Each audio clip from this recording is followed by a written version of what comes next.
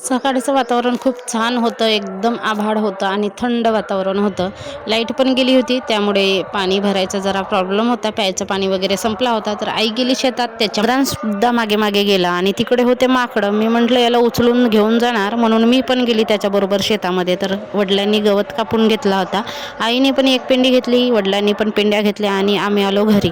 आणि काल आईने हळद उकडली होती. तेच हळद कापायचं चालू होतं म्हणजे सुकवण्यासाठी. तर मी पण कापू लागलं. आईने पण कापलं कारण टोपलाभर हळद होती आणि खूप सारी होती. तर कापायला सुद्धा तेवढीच पुरली. पण मुलांनी सुद्धा मदत केली आम्हाला कापण्यासाठी.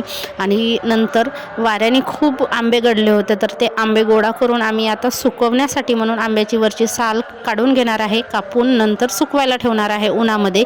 नंतर ते 12ही महिने आपण आमचूर पावडर म्हणून उपयोगात करू शकतो किंवा आंब्याची कढी वगैरे बनवायला आमच्याकडे उपयोगात आणला जातो. गावाला आल्यानंतर रुद्रांशला 101 विषय असतात खेळण्यासाठी. नवीन-नवीन त्याचे काही ना काही उद्योग सुरू असतात.